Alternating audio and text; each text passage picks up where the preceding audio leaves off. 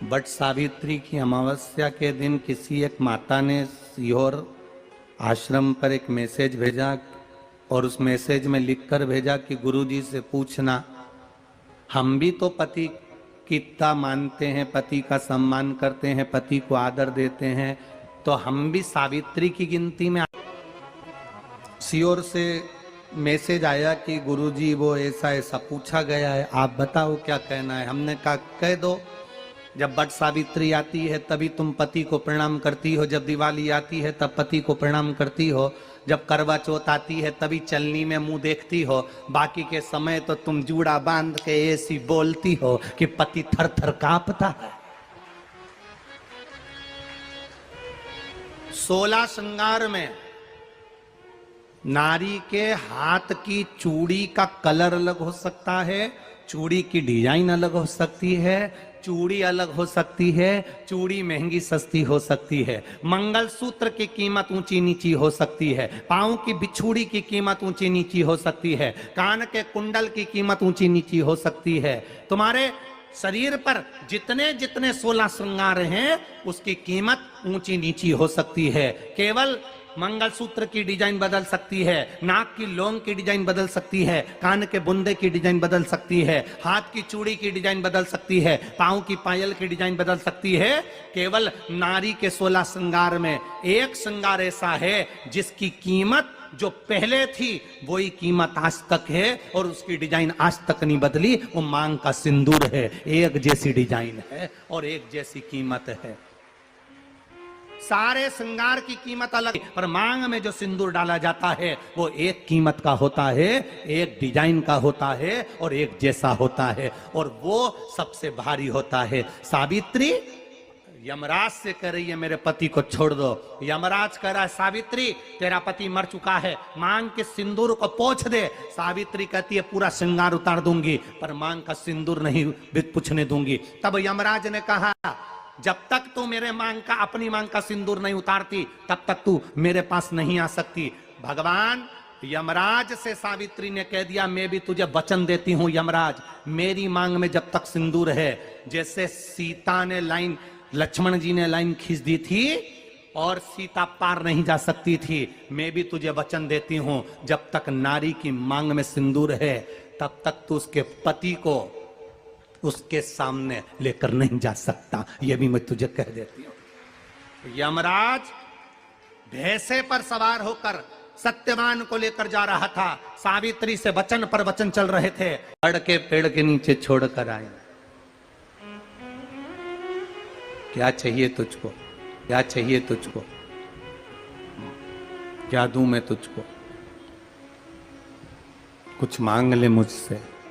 सावित्री कहती है क्या दोगे आप, मेरे पति के प्राण दे दो बस वापिस, और कुछ नहीं चाहिए। यमराज यमलोक में प्रवेश करने लगा।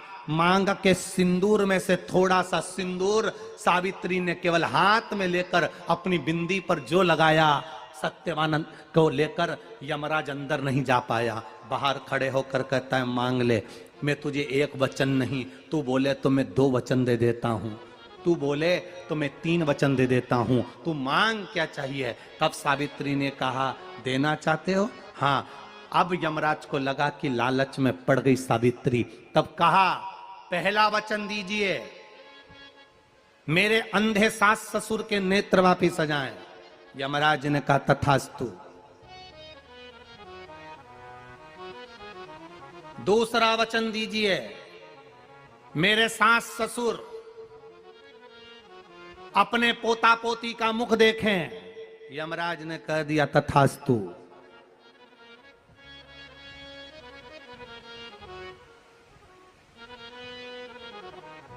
जाओ। यमराज जाने लगे, फिर आग जलने लगी। कहने लगे अब मैं अंदर क्यों नहीं जा पा रहा हूं। सावित्री कहती है तुमने वर दिया है मेरे सास ससुर पोता पोती का मुख देखें, उनके बेटे को तुम ले जाओगे तो पोता पोती कहां से होगा, छोड़कर जाओ। सावित्री है, पति को वापिस लेकर आ गए। कर्जा मुक्ति के लिए सारे वृक्षों में अगर कोई श्रेष्ठ वृक्ष माना गया है तो वो बट का वृक्ष माना गया। महाराज। इसलिए प्रशासनिक कार्य के लिए, मानसिक टेंशन में, परेशानियों में बटकेश्वर महादेव का स्मरण किया जाए।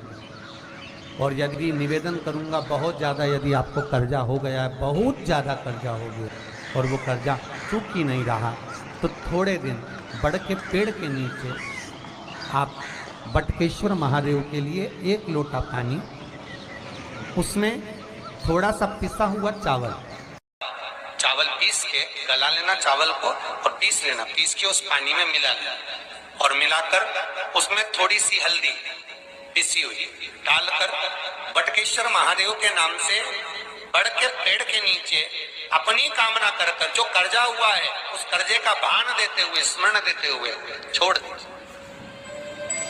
महाराज 2 या 3 सोमवार एक ही जगह पर करना।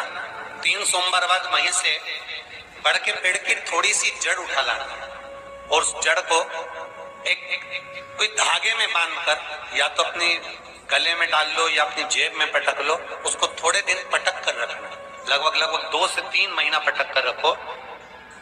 वो जड़ जैसे बड़ का पेड़ विस्तार होता है, पानी गिरे ना गिरे, जल वृष्टि हो ना हो, गर्मी पड़े ना पड़े, उसको कोई फर्क नहीं पड़ता। बड़ का वृक्ष आप रूप फैलता जाता, उसकी जड़ें अपने आप प्रबल होती है। उसी तरह ये बटकेश्वर महादेव कहीं से भी अगर जड़ आपके पास में रखी है 1 महीना, 2 महीना, 3 महीना तक, तो ये जड़ अपने आप लक्ष्मी को पकड़कर खींच कर लाती है और कर्जे से मुक्त कर देती है। बटकेश्वर महादेव